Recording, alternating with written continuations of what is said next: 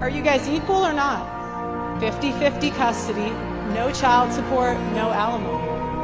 That's equality. You don't want Alimony equality. makes sense if You the want- woman was you a want- stay-at-home mother and doesn't have a source of income. How else would she take care of the kids following a divorce? By getting a job just like the men. Alright, let's simplify this. Pretty much, Pearl is making the argument that if it's the case that men and women are equal, then in the case of divorce, it would entail equal custody, no child support, and no alimony. Unfortunately, what Pearl fails to consider is that in the case of divorce, no alimony is everything but fair in regards to a stay-at-home parent. This is because in relationships where you have a working parent and a stay-at-home parent, the stay-at-home parent produces unpaid labor, which could be things like taking care of the kids, managing the household, and so on and so forth. And it's the case that when the stay-at-home parent manages these tasks, it allows the working parent the freedom to work more hours and pursue things that they wouldn't have been able to pursue otherwise. Thus, the working parent owes some of their success to the stay-at-home parent, because if not for the stay-at-home parent, those are tasks that the working parent would have had to oversee, which decreases the amount of available hours they have to devote to work, their productivity, and their focus, which would lead to them making less money